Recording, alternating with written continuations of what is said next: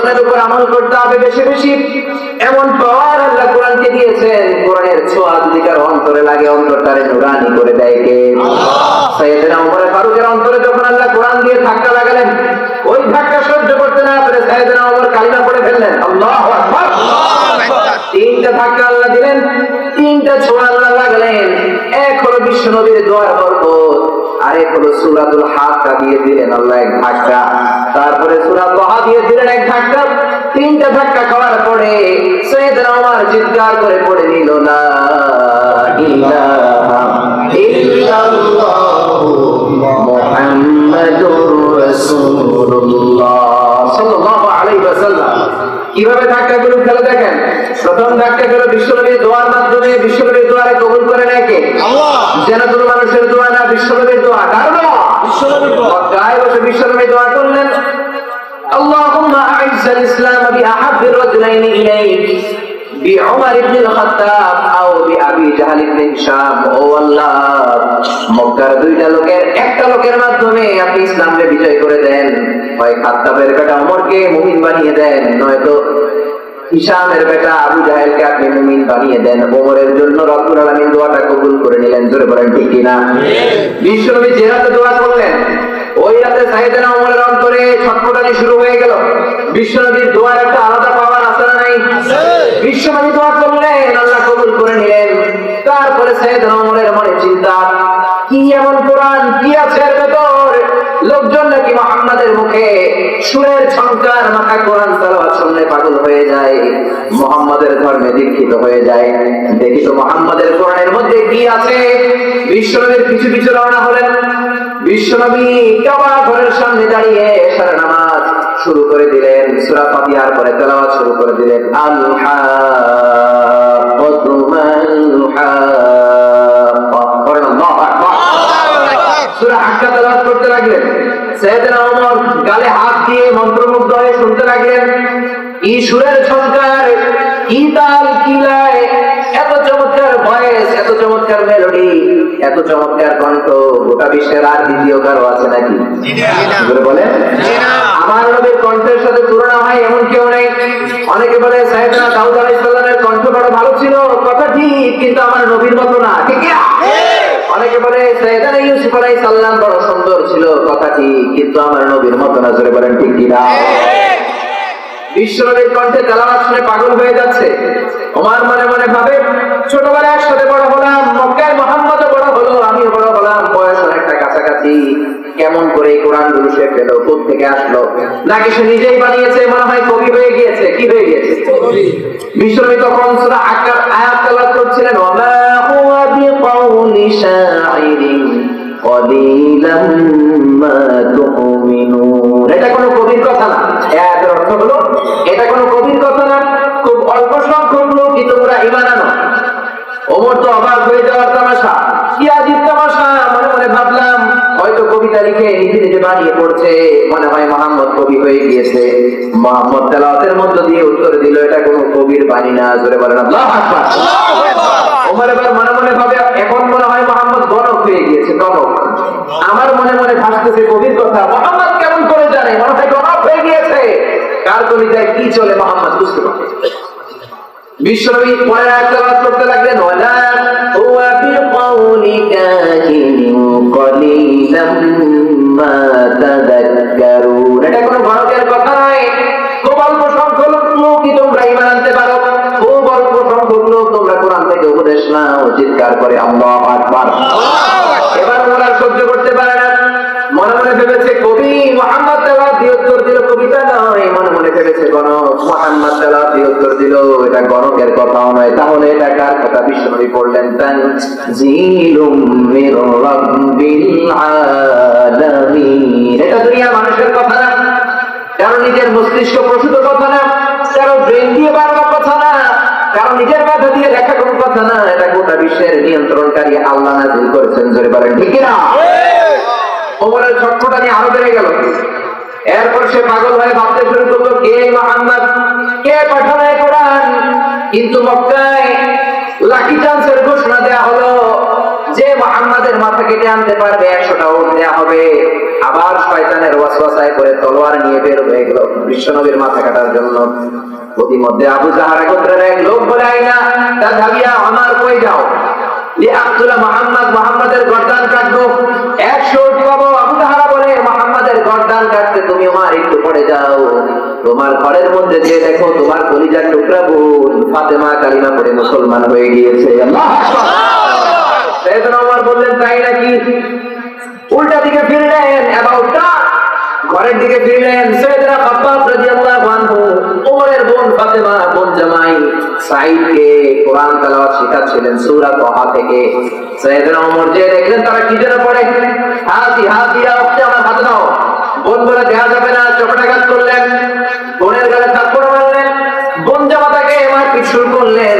এমন মার খাব্বাব লুকিয়েছিল, খাব্বাব ধরতে পারেন নাই।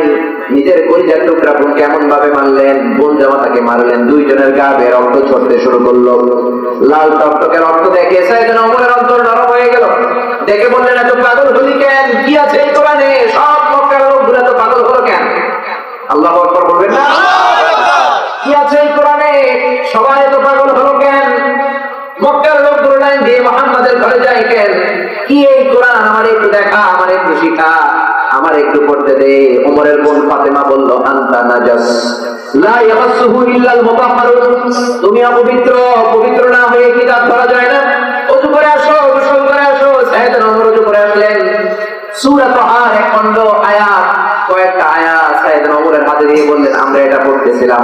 সাইয়েদনা ওমর চমৎকার আরবি পড়তে জানতেন, তিনি আয়াত নিয়ে পড়তে আরম্ভ করলেন। তাহা মা আনজালনা আলাইকাল কুরআনা লিতাশকা ইল্লা তাযকিরাতান লিমান ইয়াখশা তানজিলাম মিম্মান খালাকাল আরদা ওয়াস সামাওয়াতিল উলা। আল্লাহু আকবার। তাহা মা আনজালনা আলাইকাল কুরআনা লিতাশকা। ও তাহা, তাহা হচ্ছে বিশ্বনবীর নাম, ইয়াসিন বিশ্বনবীর নাম, মুজাম্মিল বিশ্বনবীর নাম, মুদাসসির বিশ্বনবীর নাম। পড়েন আল্লাহু আকবার। মা আনজালনা আলাইকাল কুরআনা লিতাশকা, হতভাগা হওয়ার জন্য এই কোরআন আমি তোমাদের উপর নাযিল করি নাই। যিনি আকাশ বানিয়েছেন, জমিন বানিয়েছেন, ওই আল্লাহ নিজেই কোরআনটারে নাযিল করেছেন। পড়েন সুবহানাল্লাহ। এই আয়াত করে আর সহ্য করতে পারে না। প্রথম ধাক্কা লাগলো বিশ্বনবীর দোয়ার ধাক্কা, এরপরে ধাক্কা লাগলো সূরা হাক্কা দিয়ে দিলেন আল্লাহ ধাক্কা, এরপরে সূরা তাহার ধাক্কা লাগার পরে সাইয়েদনা ওমরের অন্তরে ছটফটানি বেড়ে যায়। চিৎকার করে বলতে শুরু করলেন, আইনা মুহাম্মদ, মুহাম্মদ কোথায়? তলোয়ার ফেলে দিয়ে মুহাম্মাদের খুঁজে লাগলেন। বিশ্বনবী তখন সাফা পাহাড়ের পাদদেশে থাকতেন। আর কামিল মুদারদার জমের ঘরে দরজা বন্ধ করে নও-মুসলিম সাহাবাদেরকে বিশ্বনবী কোরআন তেলাওয়াত শিখাতেন। ওই জায়গায় যেতে শুরু করলেন। সাইয়েদনা ওমরকে দেখে নও-মুসলিম সাহাবারা বললেন, বিশ্বনবী ওই তো মক্কার পালোয়ান ওমর আপনার দিকে ধেয়ে আসতে, চলেন পালিয়ে যাই। বিশ্বনবী বললেন, না, পালানোর দরকার নেই। বিশ্বনবীর চাচা হামজা বললেন, ও নবী চলেন আমরা লুকিয়ে পড়ি। বিশ্বনবী বললেন, না, লুকানোর দরকার নাই, তোমরা আমার সামনে থেকে সরে যাও, দরজাটা খুলে দাও। আমার মনে হচ্ছে ওই দিন রাতে যে চোখের পানি ছেড়ে আমি দোয়া করেছি, আজকে দোয়াটা কবুল হতে চলেছে। সাইয়েদনা ওমর চলে আসলেন, এসে বললেন, বিশ্বনবী একটা মুচকি হাসলেন। বিশ্বনবীর নুরানি চেহারার দিকে তাকিয়ে সাইয়েদনা ওমর বললেন, আশহাদু আন্নাকা রাসূলুল্লাহ, আশহাদু আন্নাকা রাসূলুল্লাহ, আশহাদু আন্নাকা রাসূলুল্লাহ। আমি সাক্ষ্য দিচ্ছি আপনি আল্লাহর রাসূল, আপনি ছাড়া কোনো রাসূল নাই, নবী নাই। বিশ্বনবী বললেন, তুমি পড়ো লা ইলাহা ইল্লাল্লাহু মুহাম্মাদুর রাসূলুল্লাহ সাল্লাল্লাহু আলাইহি ওয়াসাল্লাম। সাইয়েদনা ওমর কালিমা পড়ে মুসলমান হলেন। সব মুসলিমরা আমার সাথে কোরআন শুরু করলেন। এবার সাইয়েদনা ওমর বিশ্বনবীর সামনে হাঁটু ধরে বসলেন, বললেন, ইয়া রাসূলুল্লাহ আলাইহিস সালাম রাসূলুন হক, আপনি কি সত্য রাসূল নন? বিশ্বনবী বললেন, আমি সত্য রাসূল। আলাইহিস কিতাব কিতাবুন হক, কোরআন কি সত্য নয়? নবী বললেন, কোরআন সত্য। আলাইহিস ইসলামু দীনুল হক, ইসলাম কি সত্য ধর্ম নয়? বিশ্বনবী বললেন, ইসলাম সত্য ধর্ম।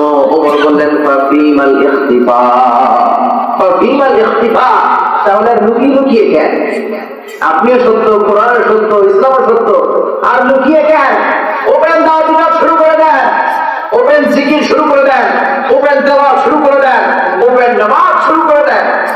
বিশ্বনবী বললেন না ওমর, ধীরে ধীরে ধীরে ধীরে ধীরে ধীরে কাজ করলে বরকত দেয় কে? আল্লাহ।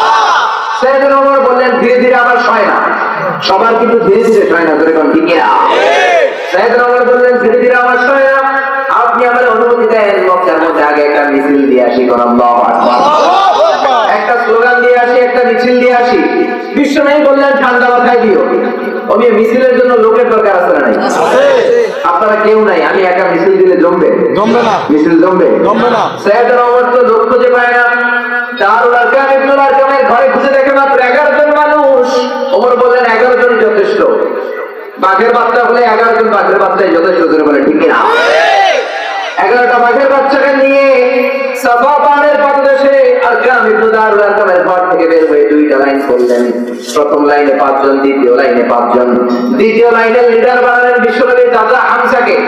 প্রথম লাইনের লিডার হলেন সাইয়েদনা ওমর নিজেই। আল্লাহু আকবার। আর ছোট্ট একটা ভাষণ দিলেন, এক বাক্যের ভাষণ। জোরে বলেন কয় বাক্যের? এক বাক্যের, একটা সেন্টেন্সের ভাষণ। চিৎকার দিয়ে বললেন মক্কার কার বেশি সাহস, আসো। মান আরাদান তাসকুলা উম্মুহু ওয়া ইয়াতামা ওয়ালাদুহু তারমিলা যাওজাতুহু ফালিয়াসুদ্দানি। কে আছো মায়ের বুক খালি করতে চাও, এসে আমারে ঠেকাও। কে আছো সন্তানগুলোরে ইয়াতীম বানাতে চাও, পারলে আমারে ঠেকাও। কে আছো নিজের বউরে বিধবা বানাতে চাও, পারলে আমি ওমরের মিছিল ঠেকাও। আল্লাহু আকবার। ছোট্ট এক লাইনের ভাষণ। বিবির বিধবা বানাতে চাইলে আসো, মায়ের কোল খালি করতে চাইলে আসো, কচি কাঁচা বাচ্চাগুলোর ইয়াতীম বানাতে চাইলে আসো। ওমরের এই ভয়ঙ্কর এক বাক্যের ভাষণ শুনে কেউ সাহস পায় না।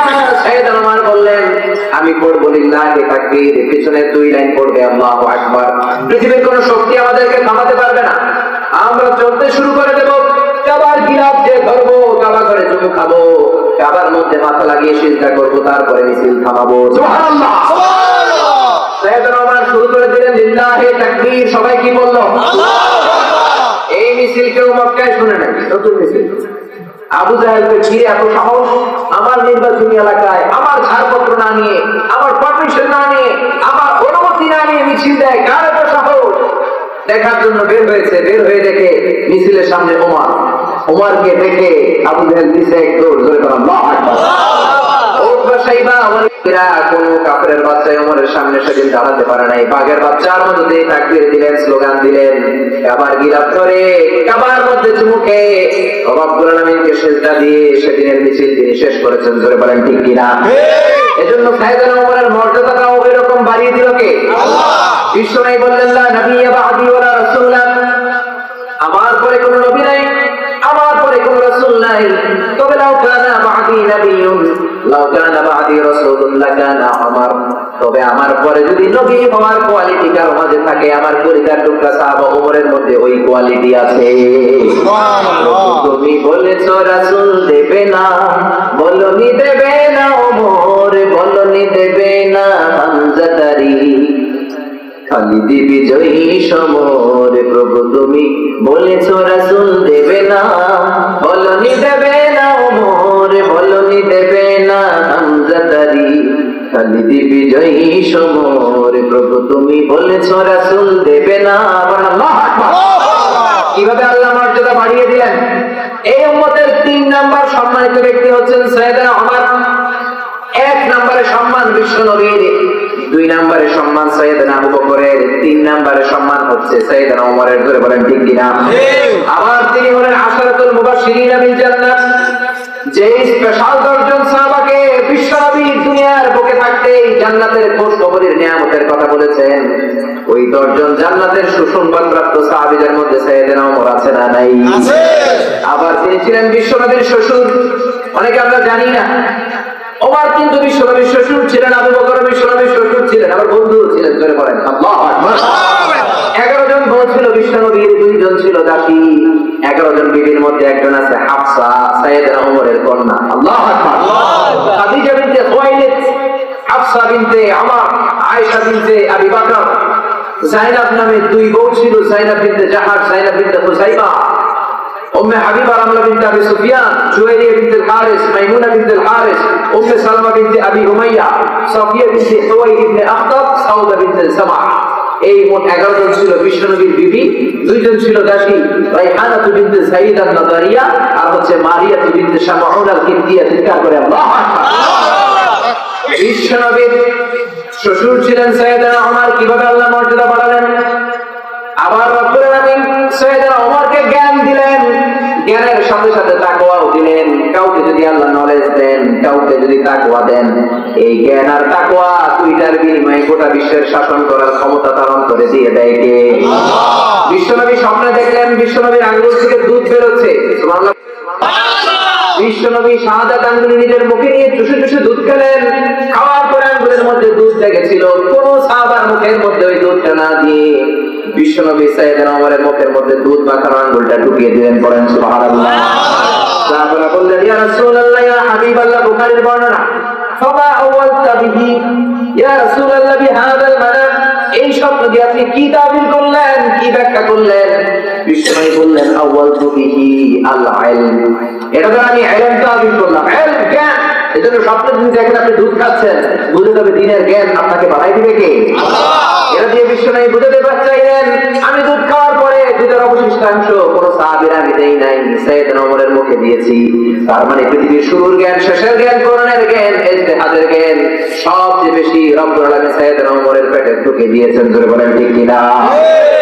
আবার বিশ্বনবী একদিন স্বপ্নে দেখলেন সাহাবারা কাতারবন্দী হয়ে দাঁড়ানো, সবার গায়ে একটা করে জুব্বা। কারো জুব্বা নাভি সমান, কারো জুব্বা হাঁটু সমান, কারো জুব্বা টাকনু সমান। কিন্তু সাইয়েদনা ওমরের জুব্বা টাকনুর নিচে আর 2 গজ। তিনি টেনে টেনে বিশ্বনবীর কাছে আসছেন। সাহাবারা আবার বললেন, ইয়া রাসূলুল্লাহ, এটা বুখারীর হাদিস, ফামা আওয়ালতা বিহি ইয়া রাসূলুল্লাহ। ও নবী, এই হাদিস দিয়ে আপনি কি তাবিল করলেন, কি বুঝাতে চাইলেন? বিশ্বনবী বললেন, আওয়ালতু বিহি আদ-দ্বীন, আই আত-তাকওয়া। এটা দ্বারা আমি দ্বীনদারি বুঝিয়েছি, এটা দ্বারা আমি তাকওয়ার তাওবিল নিয়েছি। এইজন্য স্বপ্নে যদি দেখেন আপনার জুব্বা লম্বা, বোঝা গেল আপনার তাকওয়া বাড়িয়ে দিচ্ছে কে? আল্লাহ। সাইয়েদনা ওমরের জুব্বা লম্বা, জামা লম্বা, তার মানে সাইয়েদনা ওমরের কলিজার মধ্যে যত তাকওয়া, পৃথিবীর সব সাহাবাদের কলিজার মধ্যে মিলেও তত তাকওয়া নাই। জোরে বলেন ঠিক কিনা? এরপর বিশ্বনবী ওনার নাম দিলেন আল ফারুক। এজন্য আমরা কি বলি? ওমরে ফারুক। আবার তার উপাধি দিলেন সাইয়্যিদু কুহুলিল জান্নাত, জান্নাতের বয়স্কদের সরদার। জান্নাতে যত মহিলারা ঢুকবে সব মহিলাদের সরদারিনী রব্বুল আলামিন বানিয়ে দিয়েছেন সাইয়েদনা ফাতেমা রাদিয়াল্লাহু আনহাকে। জান্নাতে যত যুবকেরা ঢুকবে তাদের সরদার হবে হাসান আর হুসাইন। আর এই যে মুরব্বি বাজারেরা, আপনারা যারা জান্নাতে ঢুকবেন আপনাদের সামনে পতাকা নিয়ে দাঁড়িয়ে থাকবে সাইয়েদনা ওমর। জোরে বলেন আল্লাহু আকবার। সাইয়্যিদু কুহুলিল জান্নাত, জান্নাতের সব বয়স্কদের সরদার হবেন তিনি। কেমন করে আল্লাহ তার কারামাত বাড়িয়ে দিলেন, মর্যাদা আল্লাহ কেমন করে বাড়ালেন! এখন তো কারামতের শেষ নাই। এই হুজুরের কারামত, ছোট হুজুরের কারামত, বড় হুজুরের কারামত, দাদা হুজুরের কারামত, বাবা হুজুরের কারামত, লেঙ্গা বাবার কারামত, দয়াল বাবার কারামত, খাজা বাবার কারামত আছে না নাই? আছে। দিলে বলে পানিতে আগুন করে, জায়নামাজ বিছাই দিলে বলে নদীর মধ্যে হেঁটে যায়, যা ইচ্ছা নাকি তাই করতে পারে। আপনারা একটা কাজ করবেন, এই কারামত বাবাদেরকে ধইরা বলবেন, আমাদের ব্রিজ ভেঙে গেছে, খুদ দিয়ে ব্রিজ ঠিক করে দাও। আমাদের রাস্তায় ইটা নাই, ইটা ঠিক করে দাও। মসজিদে টাইলস নাই, এক ফু দাও, এক লাখ মসজিদে টাইলস হয়ে যায়। আওয়াজ তুলে বলে ঠিক না? আরে কারামত তো ছিল সাইয়েদনা ওমরের। কেমন কারামত দিয়ে আল্লাহ তার মর্যাদা বাড়িয়ে দিলেন! জুমার খুতবায়, খুতবার মাঝখানে হঠাৎ করে চেঁচিয়ে উঠলেন, চিৎকার করে পড়লেন, ইয়া সারিয়াতাল জাবাল, ইয়া সারিয়াতাল জাবাল। এর মানে হলো, সারিয়া বাম দিকে নয়, ইলাল জাবাল, পাহাড়ের দিকে যাও। আবার খুতবা চালু করলেন, খুতবা শেষ করলেন। নামাজের পর সাহাবারা বললেন, ও আমিরুল মুমিনিন, খলিফাতুল মুসলিমিন। খুতবার মাঝখানে চেঁচিয়ে উঠলেন, চিৎকার করে বললেন, ইয়া সারিয়াতাল জাবাল, ও সারিয়া পাহাড়ের দিকে যাও। আপনার খুতবার আগের বাক্যের সাথেও মিল নাই, খুতবার পরের কথার সাথেও মিল নাই। হঠাৎ এটা কেন বললেন? সাইয়েদনা ওমর বললেন, আমি যখন খুতবা দিচ্ছিলাম, 1 মাস আগে মুসলিম সেনাপতি পাঠিয়েছি আমি ইতালিতে যুদ্ধের জন্য। হঠাৎ দেখলাম আমার মুসলিম সেনাপতি যুদ্ধ করতে করতে দৌড়াতে দৌড়াতে বাম দিকে মরুভূমির রাস্তার দিকে হাঁটতে শুরু করেছে। আমার মনে হলো মরুভূমিতে গেলে তারা বিপদে পড়বে, পাহাড়ের দিকে উঠা উচিত। ডান দিকে ছিল বিশাল আকৃতির পাহাড়, এজন্য আমি টেলিপ্যাথির মাধ্যমে এখানে দাঁড়িয়ে চিৎকার করে বলেছি, ইয়া সারিয়াতাল জাবাল, বাম দিকে নয়, পাহাড়ের উপরে যাও, পাহাড়ের রাস্তা ধরো। বলেন আল্লাহু আকবার। সব সাহাবারা বিশ্বাস করে নিলেন, মুনাফিকগুলো বিশ্বাস করলো না। তারা বলে হতে পারে না, তারা বলে 3000-4000 কিলোমিটার দূর, এখান থেকে বলবে ইয়া সারিয়াতাল জাবাল, আর সেনাপতি শুনে যাবে। মুনাফিকেরা কয়েক মাস পরে তো সেনাপতিরা ফিরে আসবে, তখন আমরা সারিয়ারে ধরবো।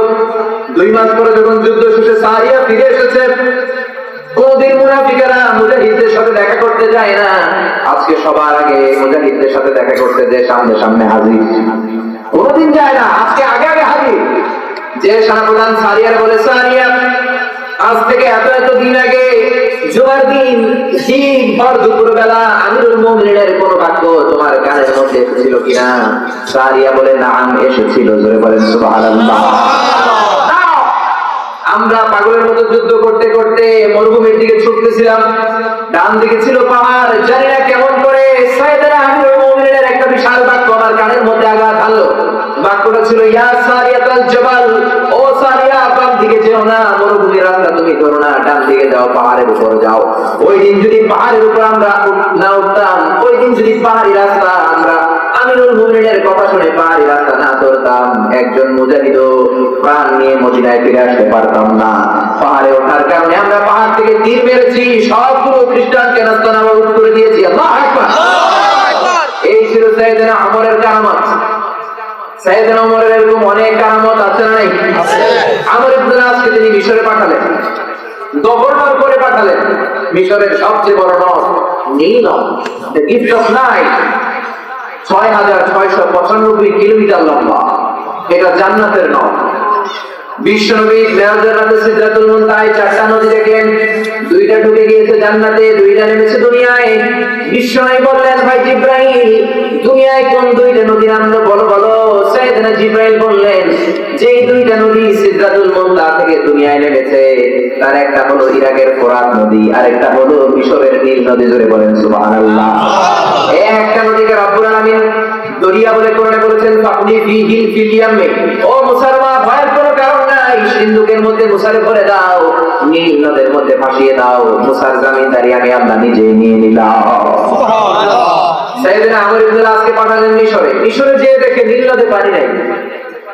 উগান্ডার, আফ্রিকার একটা দেশ আছে উগান্ডা, রাজধানী কাম্পালার ভিক্টোরিয়া লেক থেকে এই নীল নদের অববাহিকা শুরু। বইতে বইতে 10টা দেশ, Ethiopia, Tanzania, Eritrea, Kenya, Sudan হয়ে মিশরের মেডিটেরেনিয়ান সি, ভূমধ্য সাগরের সাথে মিলিত হয়েছে।